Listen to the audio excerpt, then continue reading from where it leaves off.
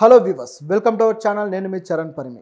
కోల్కతా అత్యాచార కేసులో నిందితుడిగా పరిగణిస్తే ప్రిన్సిపల్ సందీప్ ఘోష్ సంబంధించి ఇప్పుడు ఒక కాల్ డేటా వైరల్ అవుతుంది. సో ఈ కాల్ డేటాని బట్టి ఆయన చేసిన వికృత చర్యలు ఏంటో ఇప్పుడు బయటకు వచ్చాయి.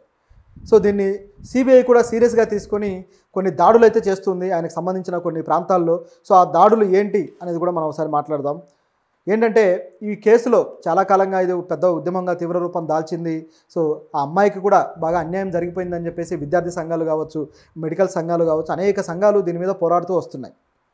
అన్ని వేలు సందీప్ ఘోష్ వైపు చూపిస్తూ ఉన్నాయి. సో ఆయన కేవలం ఈ అమ్మాయి విషయమే కాదు, గతంలో కూడా అనేక మంది అమ్మాయిలు కొంతమంది చనిపోయారు సూసైడ్లు చేసుకొని, కొంతమంది అనుమానాస్పద మరణాల విషయంలో కూడా ఎటువంటి రిపోర్ట్స్ లేవు. సో ఈ విధంగా అనేకం జరిగాయి. సో ఇదిలా ఉండగా ఈ కేసు విషయంలో చూసుకుంటే సందీప్ ఘోష్ ప్రవర్తన, ఆయన చేసిన వ్యాఖ్యలు, ఆయన చేస్తున్న తీరు ఇదంతా కూడా మొదటి నుంచి కూడా డౌట్ఫుల్గానే వస్తూ ఉంది.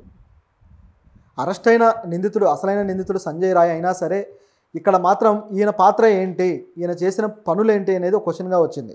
సో ఇందులో భాగంగా ఆయనతో పాటు గతంలో పనిచేసిన డిప్యూటీ సూపరింటెండెంట్గా పనిచేసిన అఖ్తర్ అనే ఒక వ్యక్తి, డాక్టర్, సో ఆయన కొన్ని విషయాలు కూడా బయటపెట్టాడు. అంటే గతం నుంచి కూడా ఈ సందీప్ ఘోష్ అక్రమాలకు పాల్పడుతూ వచ్చాడు, ఇక్కడ ఆర్థిక అవకతవకలకు పాల్పడ్డాడు అని చెప్పేసి ఆయన మీడియాలో ఆరోపణలు కూడా చేశాడు. సో అందులో ముఖ్యంగా ఉన్న ఆరోపణలు ఏంటంటే ఆయన ఈ శవాలని వేరే దేశాలకు అమ్ముకుంటాడు, బంగ్లాదేశ్కి అని చెప్పేసి, అదేవిధంగా సిరంజీలు, అదేవిధంగా కొన్ని ఏవైతే సెలైన్ బాటిల్స్ ఇటువంటివి స్టెరిలైజ్ చేసిన కొన్ని ఎలిమెంట్స్, కొన్ని మెడికల్ వస్తువులన్నింటినీ కూడా వేరే దేశాలకు అమ్ముతాడు.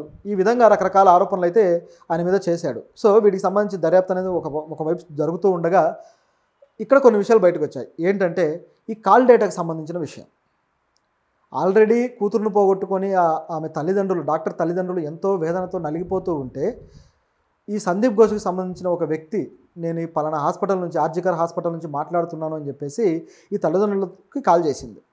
కాల్ చేసిన తర్వాత, అంటే అత్యాచారం అనేది ముందు రోజు జరిగింది తెల్లవారుజామున అట్లా. ఆ తర్వాత తెల్లారిన తర్వాత 9:30 ఆ ప్రాంతంలో మొదటిసారి కాల్ చేసిందట. కాల్ చేసి మీ అమ్మాయికి చాలా సీరియస్గా ఉంది, మీ అమ్మాయి కొద్దిగా ఇబ్బంది పడుతుంది హెల్త్ పరంగా, మీరు త్వరగా రండి అని చెప్పారట. ఆ తర్వాత మళ్ళీ ఒక హాఫ్ అన్ అవర్కి మళ్ళీ ఫోన్ చేసి మీ అమ్మాయి చాలా సీరియస్గా ఉంది, అసలు ఏంటి కండిషన్ అర్థం కావట్లేదు మాకు, మీరు త్వరగా రండి అని చెప్పేసి మళ్ళీ చేశారట.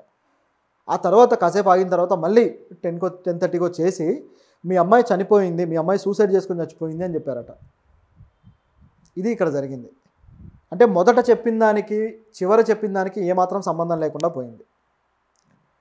ఆవిడకి హెల్త్ ఇష్యూ వచ్చి సీరియస్ అయిందా, లేకపోతే ఆవిడ సూసైడ్ చేసుకుందా, రెండు ఏమాత్రం పోలికలు లేవు. పైగా తీరా చూస్తేమో ఏ పద్ధతిలో సూసైడ్ చేసుకుందనే దానికి లెక్క కూడా వాళ్ళు చెప్పలేకపోయారు కదా. అదనేది ఒకటి ఉంటుంది కదా పద్ధతి. సో వాళ్ళు అన్నీ ఆల్రెడీ తెలిసి ఆవిడకి అత్యాచారం జరిగింది, అన్యాయంగా ఒక వ్యక్తి చేత చంపబడింది, ఆ పక్కన రక్తపు చారికలు, అదేవిధంగా ఆ సింక్లో రక్తం కడుక్కున్న చేతులు, కడుక్కున్న ఆ బ్లడ్, ఇదంతా కూడా క్లియర్గా హాస్పిటల్ యాజమాన్యానికి తెలిసే వాళ్ళు ఈ విధంగా తల్లిదండ్రులకు ఫోన్ చేసి మాటకో మాట చెబుతూ వచ్చారు. సో ఇందులో వాళ్ళు ఏం దాచాలనుకున్నారు, ఏం చేయాలనుకున్నారు అనే దానిలో స్పష్టంగా ప్రిన్సిపల్ పాత్ర తెలుస్తుంది. సో ప్రిన్సిపాల్ తరపు నుంచి మాట్లాడుతున్నానని చెప్పి ఒక వ్యక్తి ఈ విధంగా మాట్లాడడం, అదేవిధంగా వాళ్ళు వచ్చిన తర్వాత బాడీని అప్పగించడానికి అనేక గంటలు టైం తీసుకోవడం, అలాగే ఎఫ్ఐఆర్ నమోదు చేయకుండానే బాడీని తగలబెట్టేయడం, ఆ తర్వాత ఎఫ్ఐఆర్ నమోదు చేశారు. సో ఈ విధంగా ఇవన్నీ చేసుకుంటూ వచ్చారు. ఇకపోతే ప్రిన్సిపాల్ని కూడా, అంటే ప్రిన్సిపాల్ ఎందుకు ఈ పాత్ర ఉందనాల్సి వస్తుందంటే, ప్రిన్సిపాల్ని దర్యాప్తు చేయడానికి కూడా 3 రోజులు టైం తీసుకుని ఆ తర్వాత దర్యాప్తులో ఆయన్ని పిలిచి ఎంక్వైరీ చేశారు. 3 రోజుల పాటు ఏమాత్రం కదిలేదు. అంటే ఈలోపు ఇక్కడ జరుగుతూ ఉంది, ఉద్యమాలు జరుగుతున్నాయి, ప్రజలు ప్రశ్నిస్తున్నారు, అసలైన దొంగ దొరికాడు, కానీ వెనక ఉన్న దొంగ మాత్రం దొరకలేదు. అలా 3 రోజుల తర్వాత ఆయన్ని అరెస్ట్ చేస్తే ఇప్పుడు పాలిగ్రాఫ్ టెస్ట్ కూడా ఆయనకు నిర్వహించడం జరిగింది. అయితే దానికి సంబంధించిన రిపోర్టు పూర్తి స్థాయిలో పోలీసులు బయట పెట్టలేదు. సో ఇన్ని ఉన్నాయన్నమాట దీనికి సంబంధించి. ఈ విధంగా వెళ్ళిన తర్వాత ఇప్పుడు సిబిఐ కూడా ఈయన మీద ఆర్థిక అవకతవకల ఆరోపణలు వచ్చాయి కదా. వచ్చిన తర్వాత సిబిఐ ఏం చేసిందంటే, ఈయన ఆర్థిక అవకతవకలు ఏమేమి జరిగాయి, ఎక్కడెక్కడ జరిగాయని గుర్తించి దాదాపు 15 చోట్ల సోదాలు మొదలుపెట్టారు. ఒకేసారి 15 చోట్ల సోదాలు చేస్తూ ఉన్నారు. ఇది ఇప్పుడు సిబిఐ చేస్తున్న పని. సో ఆయన డాక్యుమెంట్స్ అన్నీ ఇప్పుడు వాళ్ళ చేతికి వస్తాయి. ఏమేమి అక్రమాలు చేశాడు, ఏమేమి ఆర్థిక అవకతవకలు ఉన్నాయి, ఏమేమి ఆస్తులు ఆయనకు అక్రమంగా ఉన్నాయి, ఎంత బ్లాక్ మనీ ఉందనేది ఇప్పుడు లెక్క తేలుతుంది. దాన్ని బట్టి ఆయనకి ప్రభుత్వంతో ఉన్న సంబంధాలు ఏంటో క్లియర్గా తెలిసిపోద్ది. ఇది ఇప్పుడు సిబిఐ చేస్తున్న పని. ఇదిలా ఉంటే ఆయనకు మరో దెబ్బ కూడా పడింది. అదేంటంటే ఇండియన్ మెడికల్ అసోసియేషన్. సో వీళ్ళు ఏం చేశారంటే ఈ సందీప్ ఘోష్కు ఉన్న సభ్యత్వాన్ని రద్దు చేశారు. దట్టు ఆయన బెంగాల్ మెడికల్ అసోసియేషన్లో ఆయన వైస్ ప్రెసిడెంట్ కూడా. సో ఆయన ఆ పదవి నుంచి కూడా తప్పించేశారు. సో ఇంత రాద్ధాంతం జరిగిన తర్వాత ఈ కేసును వీళ్ళు సుమోటో కేసుగా తీసుకొని ఈ విధమైన నిర్ణయం తీసుకున్నారు. ఇండియన్ మెడికల్ అసోసియేషన్ అధ్యక్షుడు అశోకన్ గారు ఇలాంటి డెసిషన్కి అయితే వచ్చారు. సో దీంతోపాటు అందరికీ న్యాయం జరగాలని చెప్పేసి ఆయన డిమాండ్ కూడా చేయడం జరిగింది. సో ఇది ఈ మెడికల్ అసోసియేషన్ చేసిన పని. సో ఈ పద్ధతిలో అందరూ అనేక యాంగిల్స్లో కూడా ఈయన మీద క్వశ్చన్లు రైజ్ చేస్తూనే ఉన్నారు. ఈ మెడికల్ అసోసియేషనే కాదు, సో దేశంలో వేరువేరుగా అంటే ఇది జాతీయ స్థాయిలో ఉన్న రాష్ట్రాల్లో ఉన్న మెడికల్ అసోసియేషన్లు కూడా ఈయన మీద ఎంక్వైరీ చేయాలి అని చెప్పేసి పిటిషన్లు వేశారట. సో అవన్నీ పరిగణలోకి తీసుకున్నాకే వీళ్ళు యాక్షన్ తీసుకున్నారు. ఇది ఇక్కడ జరిగిన సంఘటన.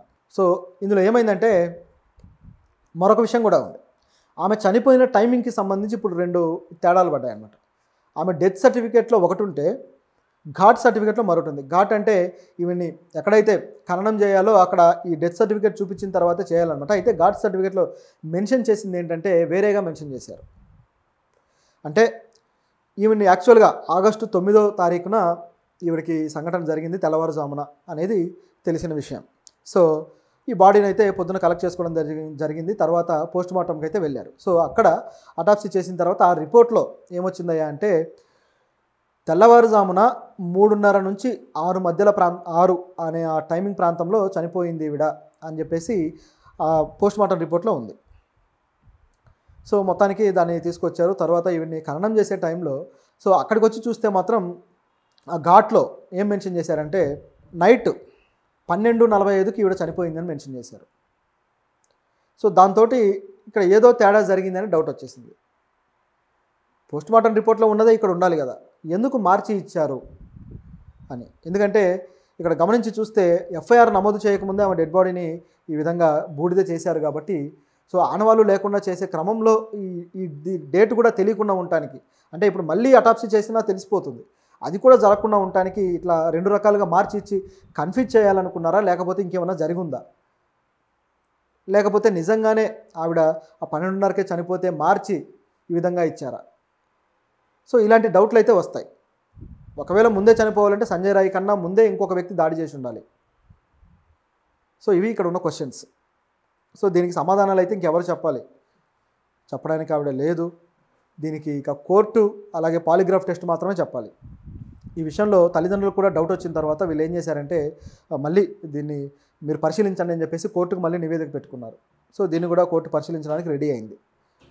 అంటే రోజు రోజుకి ఇది ఎంత ముదిరినా సరే దీనికి సంబంధించిన విషయాలు మాత్రం ఎక్కడికక్కడ అవకతవకలు ఏర్పడుతూ పోతున్నాయి అన్నమాట. మరీ ఇన్ని రకాల డౌట్లు క్రియేట్ చేస్తూ చేశారంటే ఇది నిజంగా వెనకాల పెద్ద శక్తులు ఉన్నాయనే దానికి ఒక ఉదాహరణగా మిగులుతుంది. దేశం పరువుని ఇప్పటికే చాలా వరకు అంతర్జాతీయ స్థాయిలో కూడా ఈ కేసు విషయంలో తీసేశారు. వెస్ట్ బెంగాల్ ప్రభుత్వం పూర్తి స్థాయిలో విఫలమైపోయింది. పోలీసులు మర్యాద కూడా పోగొట్టుకున్నారు. సో ఈ పరిస్థితిలో ఇప్పుడు ఉందన్నమాట ఇది. చూద్దాం, ఇక్కడ ఆవిడకి న్యాయం జరగాలి.